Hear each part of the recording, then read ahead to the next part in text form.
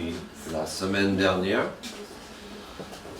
Si vous avez une Bible, nous sommes toujours dans l'Évangile de Marc, où on suit notre série Traces. Ça s'appelle Traces, bien sûr, parce que nous suivons des traces de Jésus verset par verset. Aujourd'hui, nous serons au verset 14 à 27. Voilà. Donc, à la fin, il y aura un quatrième chant. C'est notre chant d'appel. Si vous voulez avancer, prier, si vous voulez poser des questions à quelqu'un, c'est le moment de faire ça. Alors, la semaine dernière, nous avons commencé Marc chapitre 13 dans cette série. Nous avons vu les 13 premiers versets et dont on doit avouer que nous avons découvert quelques sujets assez lourds.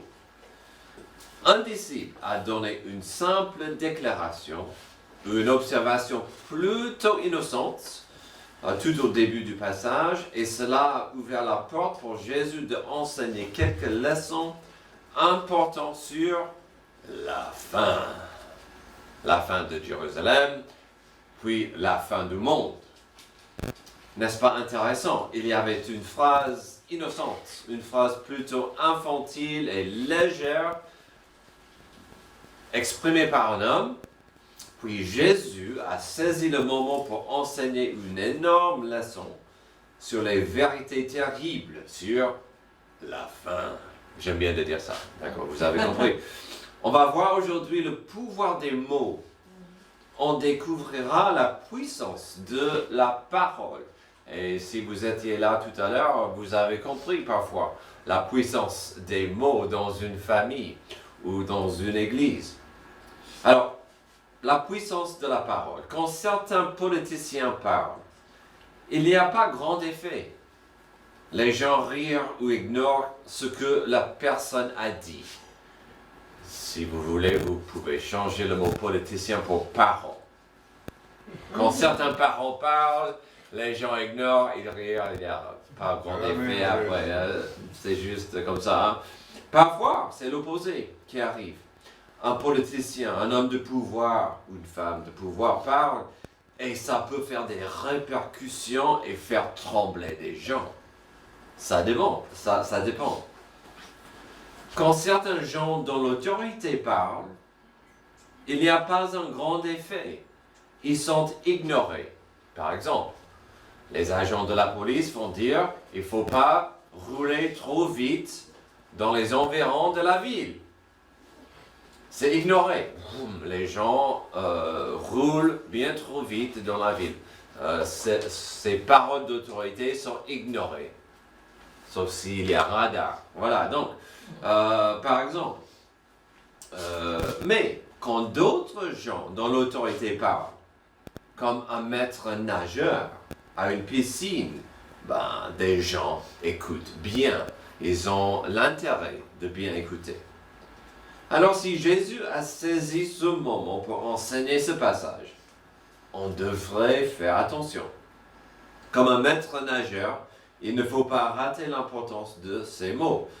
Ce matin, tout au long du message, on va poser la question suivante. Les paroles de Jésus sont-elles importantes? Bien sûr, c'est une question rhétorique. La parole de Dieu peut-elle vraiment sauver? Pensez à cela quand on regarde nos passages aujourd'hui. Car à mon avis, le chapitre 13 de Marc existe afin de sauver des vies.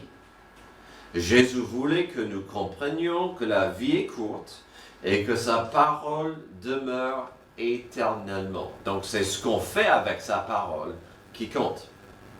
Revoyons la scène, si vous voulez, tout au début de Marc 13.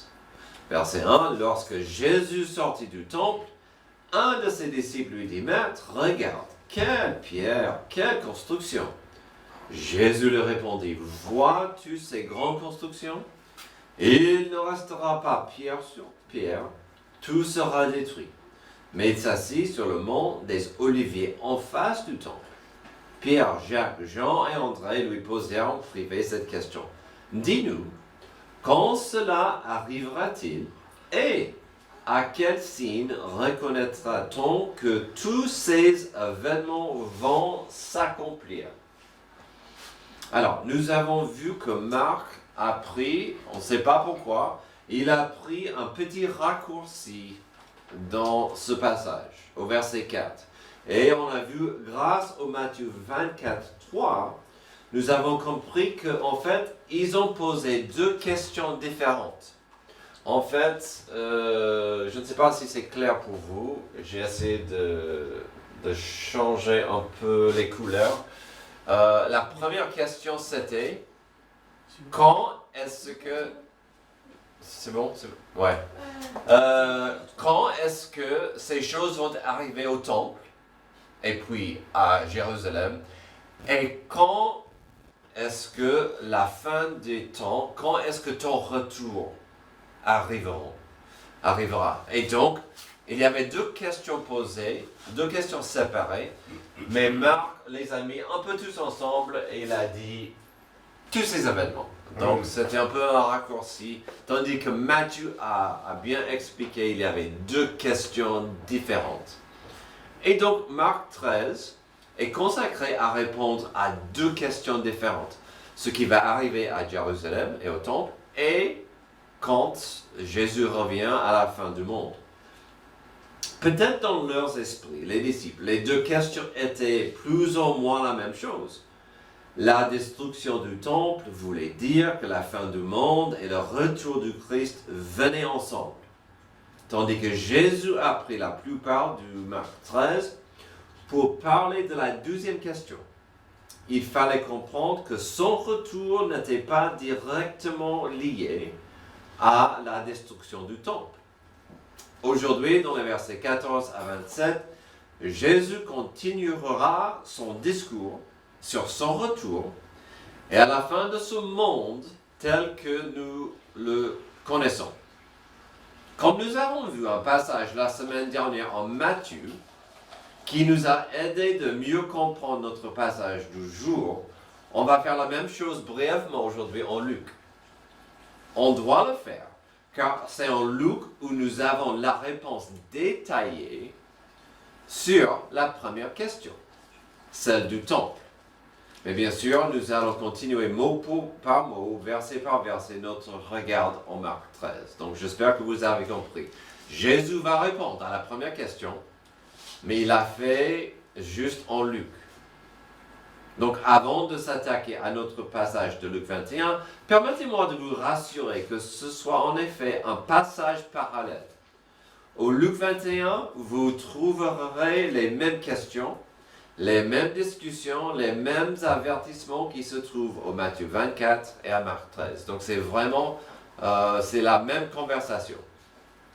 Si vous avez raté la prédication de la semaine dernière, nous avons vu Jésus parle des signes et des avertissements plutôt globaux qui arriveront avant son retour. Donc c'était un regard assez loin dans le futur. Donc, on a vu ça. La semaine dernière, Jésus a parlé beaucoup du fin du temps et des signes qui seront là juste avant son retour. D'accord? Ça, c'était la première chose qu'on a vue. Et puis, il est revenu un petit peu. Il est revenu un petit peu et il a averti ses disciples de comment leur vie allait devenir difficile avec une grande persécution pour ceux qui voulaient continuer à suivre Jésus-Christ dans son absence. Donc j'espère que vous le voyez. Jésus a commencé loin, au début, d'accord? J'en étais où? Puis il est revenu pour parler de la fin des vies de ses apôtres. Ici. Avec cela en tête, on va brièvement voir ce que Luc a ajouté sur ce temple, y compris le temple et la destruction de Jérusalem, et comment les vies des fidèles allaient y être touchées.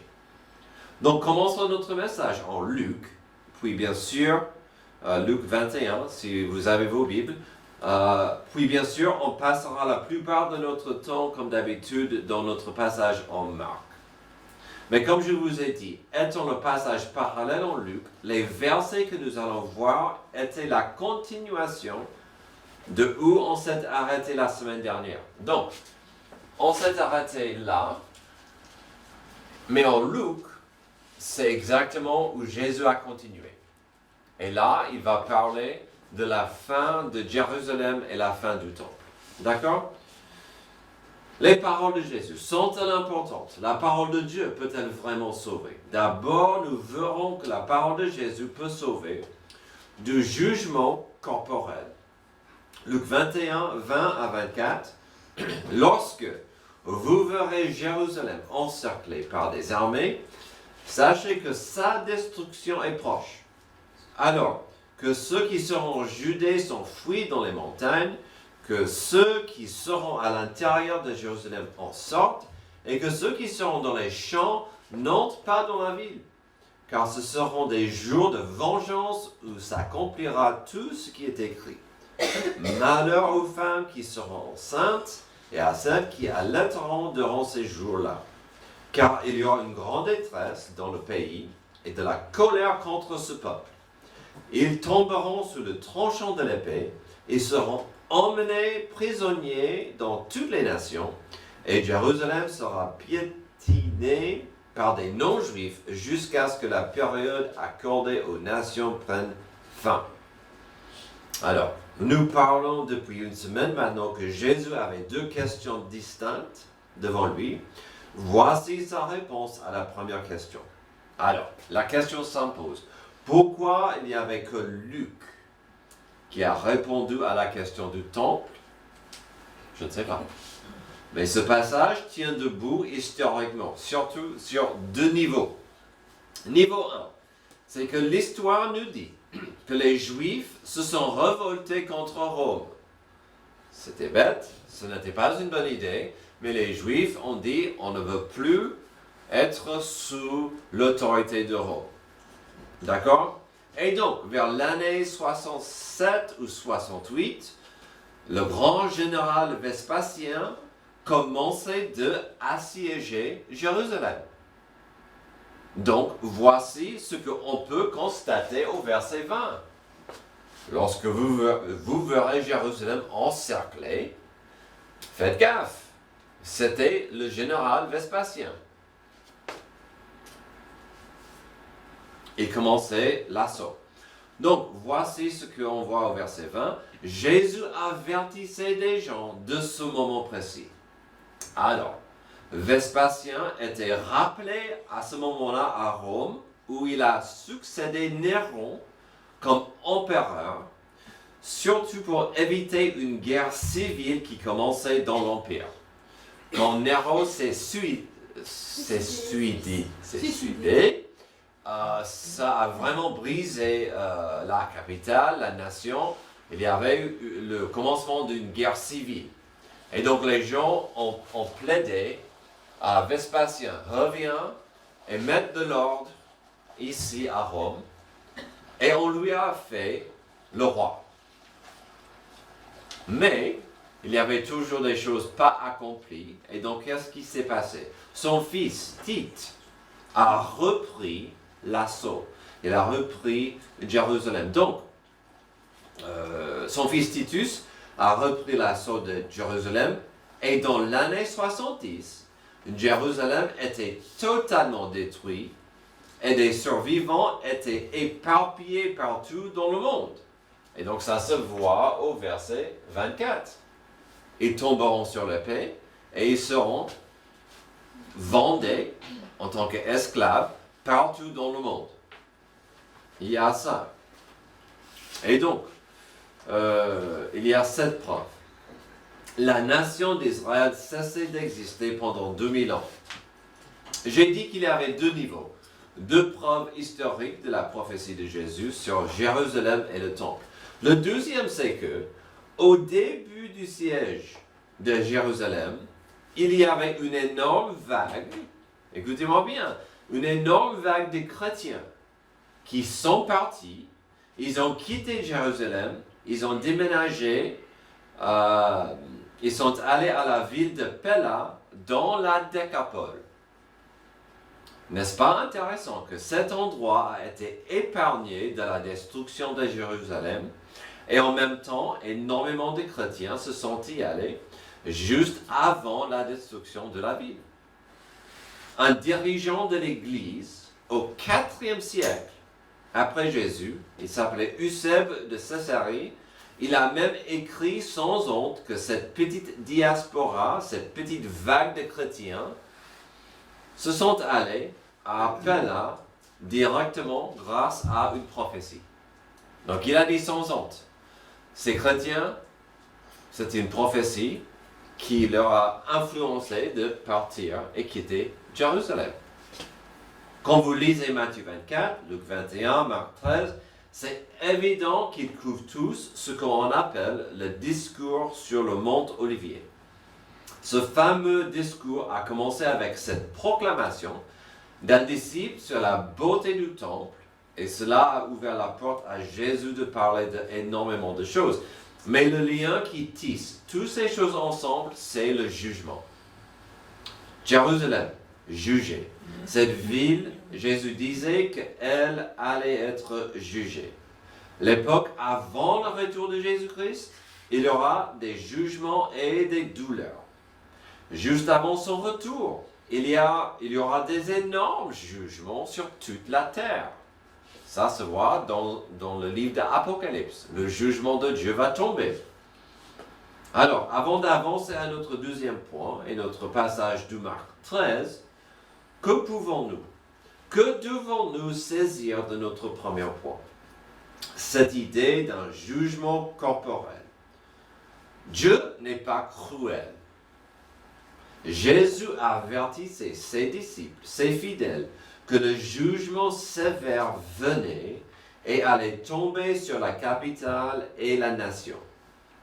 Nous savons que Jésus a pleuré à cause de cette connaissance. La Bible, les évangiles disent que Jésus a pleuré sur la destruction de Jérusalem.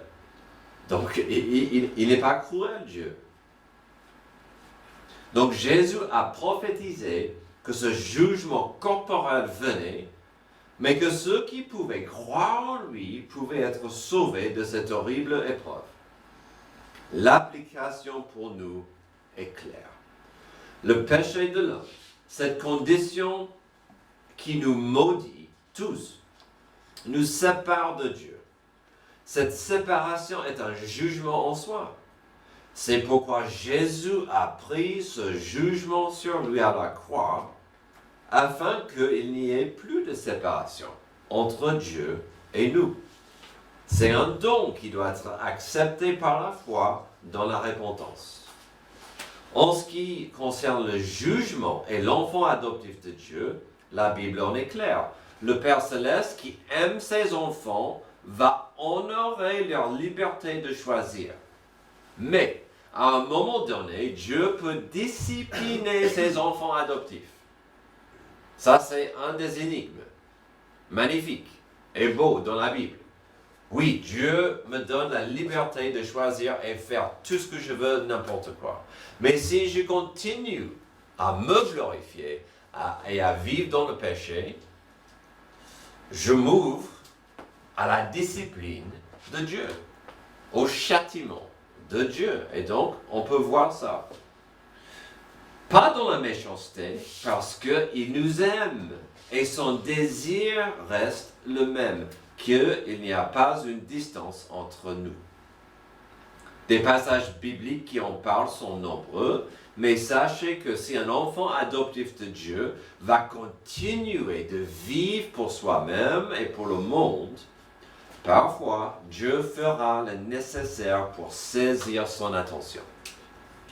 C'est une raison pour laquelle des proverbes sont tellement riches.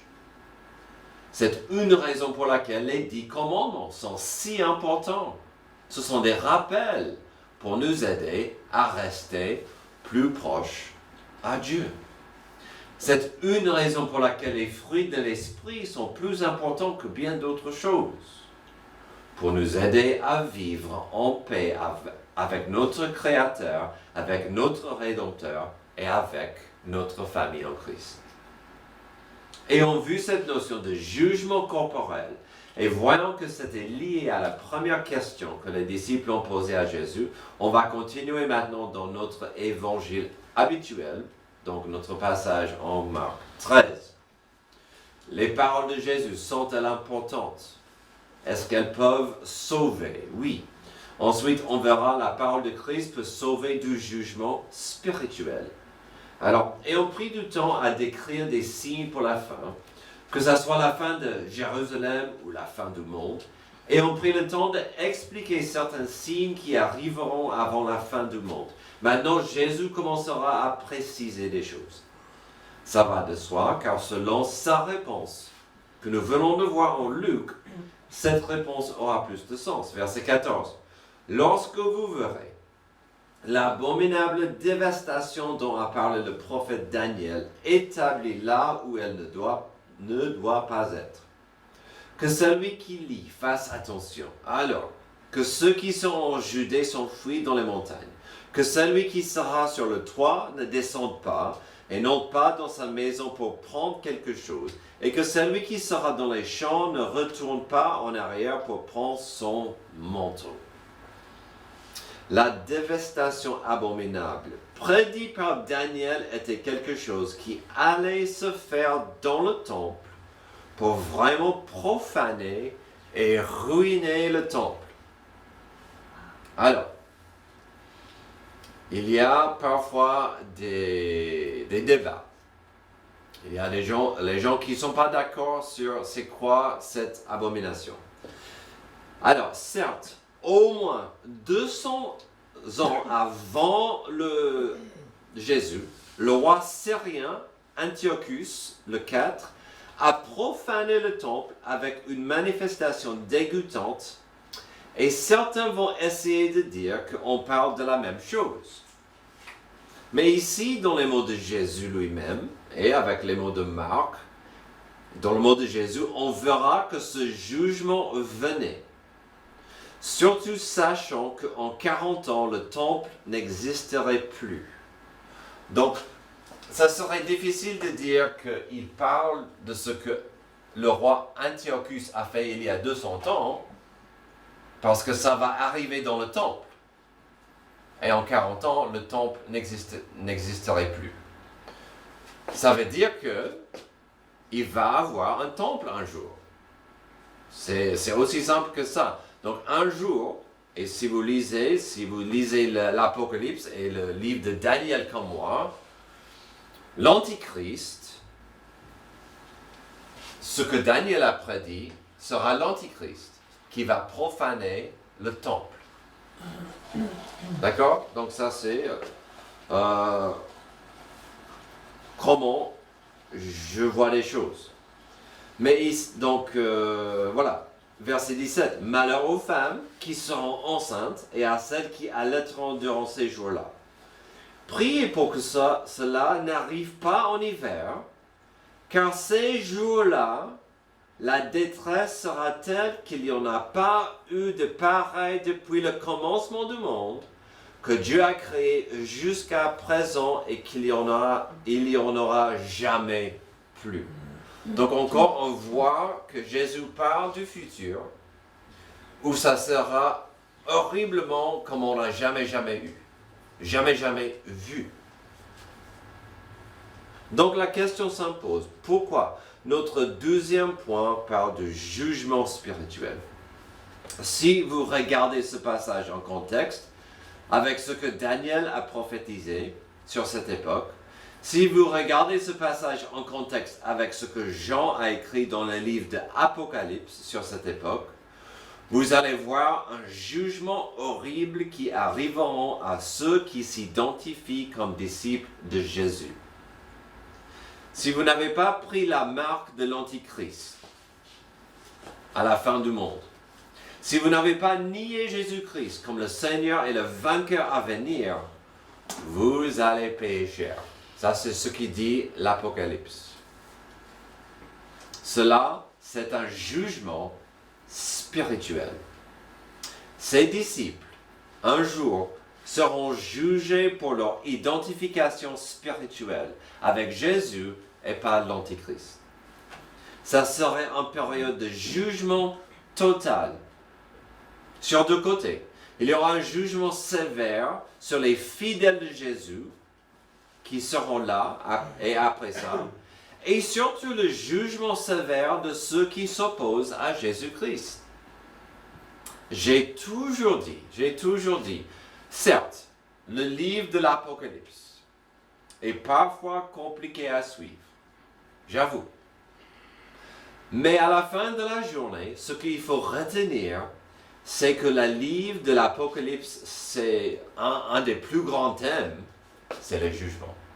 Le jugement spirituel. Le livre d'Apocalypse, c'est vraiment Jésus qui dit, ça y est, c'est la fin. Je vous ai donné à la planète, la Terre, toutes ces générations de m'accepter. Ça y est, c'est terminé. Je viens en jugement. Et quand vous lisez surtout le milieu de l'Apocalypse, vous voyez jugement après jugement après jugement, et ces jugements sont horribles. Horribles. Ce sont des jugements spirituels pour ceux qui se rebellent à Dieu. Et l'Apocalypse dit que même à cette époque, ces gens qui souffrent dans ces jugements vont dire, et alors, encore. Alors ne ratez pas que Jésus ne semble pas savoir si cette abomination arrivera en hiver ou pas. Jésus ne fait pas que allusion à un jugement horrible, mais ça sera imminent sans un avertissement final. Et en plus, il a ajouté au verset 19 que ce jugement serait inouï. Vraiment inouï comme le monde n'a jamais connu.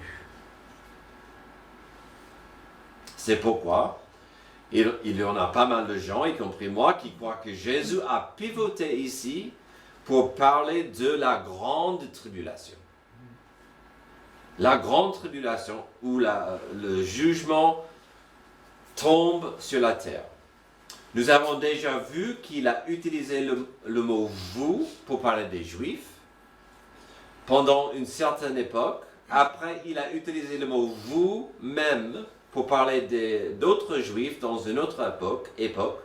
Maintenant, il va pivoter à la grande tribulation et le début de la fin, c'est-à-dire juste avant son retour. Verset 20. « Et si le Seigneur n'avait pas abrégé ces jours, personne ne serait sauvé.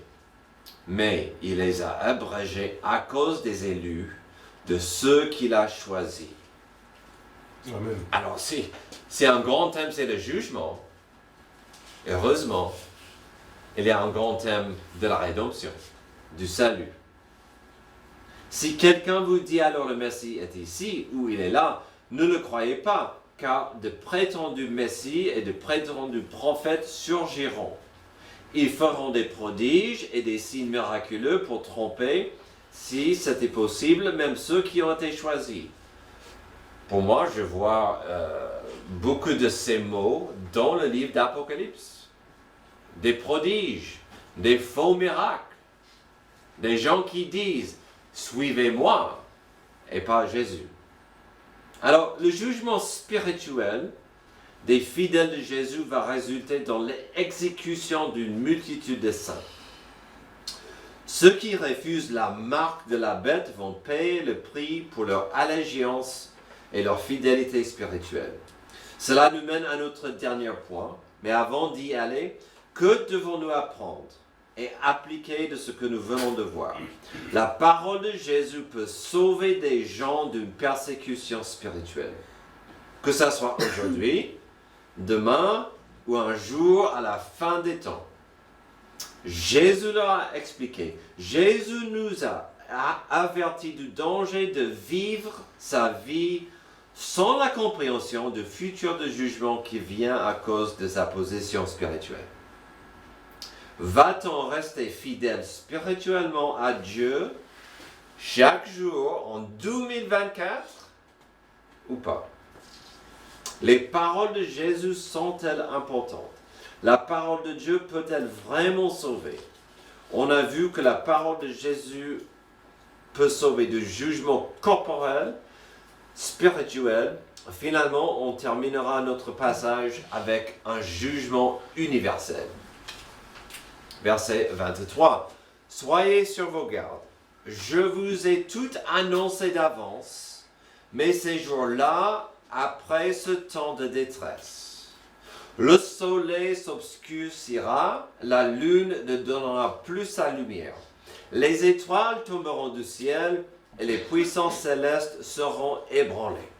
Alors, on verra le Fils de l'homme venir sur les nuées avec beaucoup de puissance et de gloire. Il enverra ses anges et rassemblera ceux qu'il a choisis des quatre coins du monde, de l'extrémité de la terre jusqu'à l'extrémité du ciel. Amen. Quand vous étudiez profondément le livre de Daniel et surtout la dernière partie du livre de l'Apocalypse, avec sa description de la grande tribulation et le grand jugement que Dieu réserve pour des rebelles, vous verrez ces choses.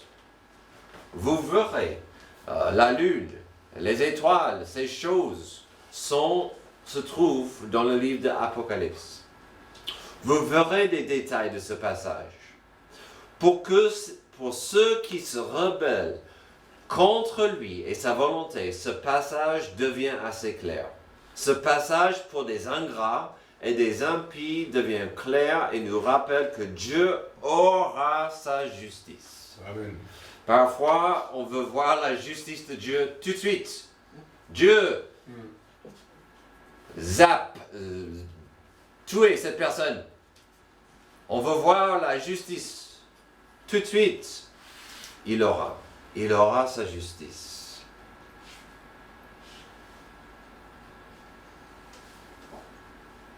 Ce passage, si le discours sur le monde d'Olivier tourne autour de jugement, la question s'impose. Dieu est à la fois un Dieu d'amour, mais aussi un Dieu de justice.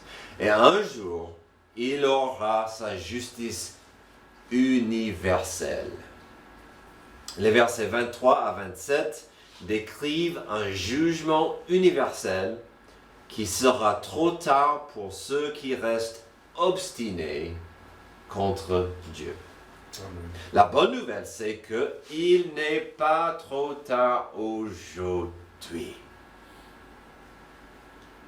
De quel côté êtes-vous aujourd'hui? Car l'Apocalypse est rempli de la bonne nouvelle, de la victoire totale pour Dieu et les siens. Mais il est aussi rempli de jugement total pour ceux qui auront du mal à accepter Dieu et son appel à son amour. Comme j'ai dit la semaine dernière, ce n'est pas la peine de se soucier aujourd'hui de qui sera le Antichrist. D'avoir peur du sujet, de si vous êtes digne aujourd'hui d'être enlevé au ciel quand Jésus reviendra.